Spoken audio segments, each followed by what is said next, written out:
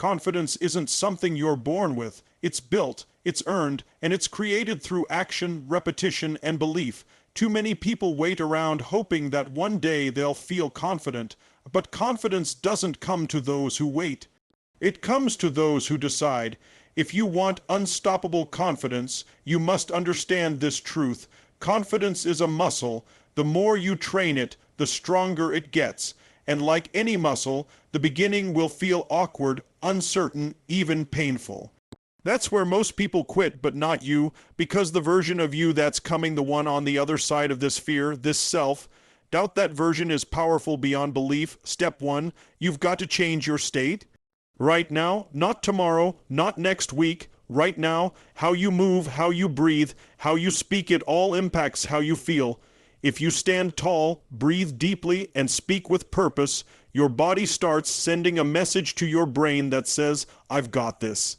I'm in control. The moment you shift your physiology, you shift your reality. Step 2, you must conquer your inner dialogue, that voice in your head that says, I'm not good enough, I'll never make it, who do I think I am? That voice is not you.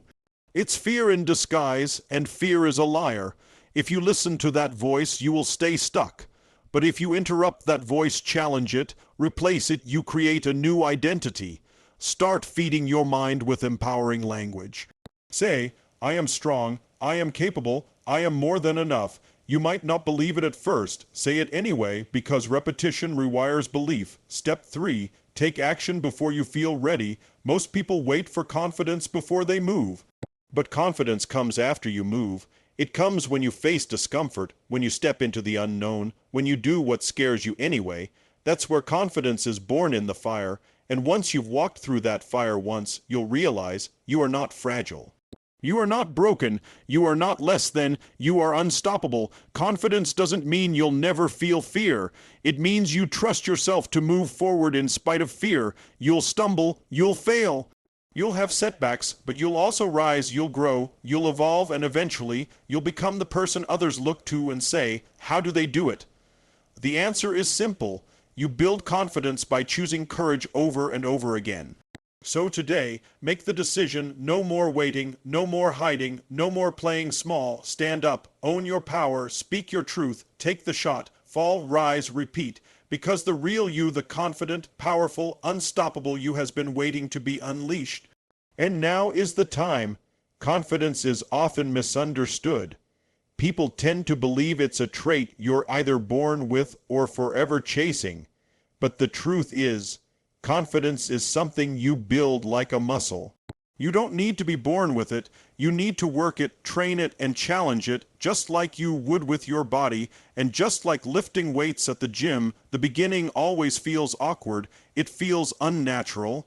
You doubt yourself, question if you're doing it right, wonder if it'll ever get easier. That's exactly how confidence begins: clumsy, uncertain, and uncomfortable. But the key is this: confidence is not a prerequisite for action. It's a result of action. Most people wait until they feel confident to try something new, to speak up, to lead, to take the leap. And because that feeling doesn't show up immediately, they hold back, they hesitate, and they reinforce their doubt. But those who grow into confident, unstoppable people understand something different. Action creates evidence, and evidence builds belief. When you take action, even small steps, you start gathering proof that you're capable. You tell your brain, I can do hard things, I can survive uncertainty, I can handle discomfort. That proof is what rewires your beliefs, and over time it replaces doubt with certainty. Think about learning to ride a bike. Nobody starts confident. You wobble, you fall, you feel ridiculous, but you keep getting back on, and eventually something clicks. That click didn't come from sitting on the sidewalk thinking about riding. It came from getting on the bike again and again. The same applies to public speaking, starting a business, having tough conversations, or pursuing your goals. You build confidence by doing the very things that challenge your comfort zone. Each time you push through resistance, you stretch your identity. You go from I don't know if I can to I know I can because I've done it. The process is uncomfortable, yes, but that's where the growth is. There is no transformation without discomfort. If you're waiting to feel ready, you'll never start. But if you start anyway nervous, imperfect, shaky, and keep going, you'll realize that confidence was never outside of you. It was within you the entire time, waiting to be awakened through courage and repeated effort. The ones who radiate unstoppable confidence are not the ones who never felt fear. They are the ones who moved through it. They faced rejection, failure, embarrassment, and came out stronger. That's what builds real, unshakable confidence, the experience of acting in the face of fear and proving to yourself again and again that you are capable. So if you want confidence, stop waiting. Start moving. Because every bold action is a brick in the foundation of an unstoppable version of you. Your mind is either your greatest weapon or your biggest limitation, and the difference lies in how you manage your state and control your inner dialogue. Confidence doesn't just begin with action, it begins with how you show up mentally and physically. Your state, the way you hold your body, the way you breathe, the energy in your voice shapes the emotions you feel in any given moment. Most people don't realize that their physical posture is deeply connected to their psychology. If you walk with your head down, shoulders slumped, and shallow breaths, your brain will interpret that as a signal of insecurity or defeat.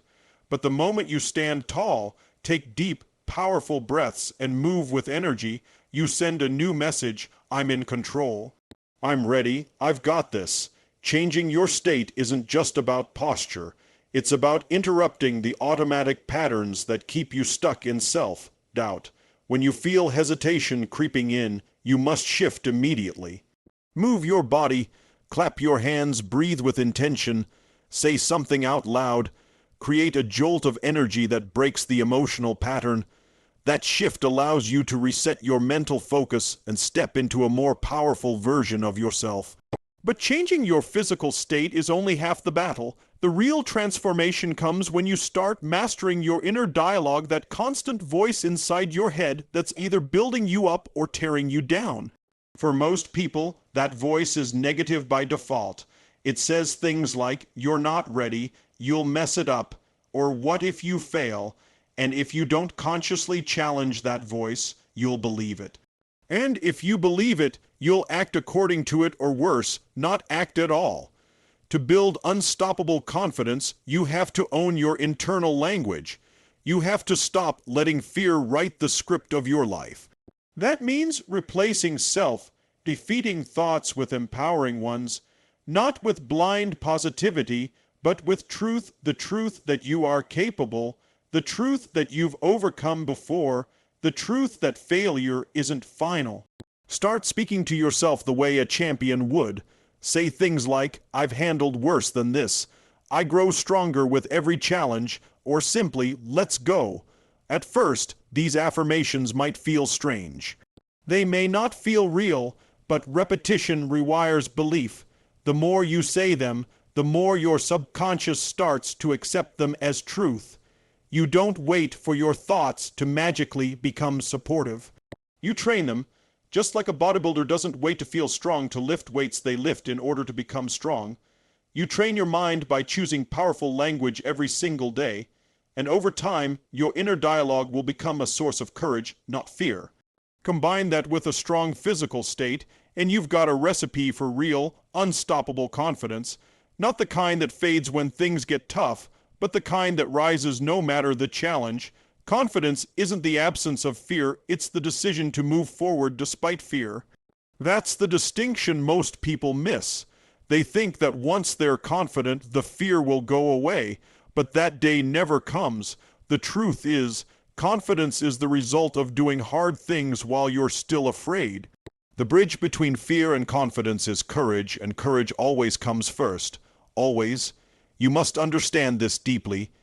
Every confident person you admire once stood exactly where you are, full of doubt, uncertainty, and fear of failure. The difference is, they didn't wait to feel ready. They didn't wait until the fear disappeared. They acted anyway. They stepped into discomfort. They faced rejection. They walked into rooms where they didn't feel qualified, and they did it on purpose. Not because it was easy, but because they knew that staying stuck was far more painful than stepping up. Every time you choose courage, you expand what's possible for you. It might not feel like a big deal in the moment. Maybe you speak up in a meeting, introduce yourself to someone new, post something you care about, or try something you've never done before. Small steps but huge shifts, because what you're really doing is training your nervous system to handle uncertainty. You're teaching your brain that discomfort won't destroy you, that failure isn't fatal, that you can handle what life throws at you. And here's the magic: the more you take courageous action, the smaller fear becomes. It's still there, sure, but it doesn't run the show anymore, because every time you move through fear, you build a little more trust in yourself. You stop asking, "What if I fail?" and start saying, "Even if I fail, I'll figure it out." That's real confidence.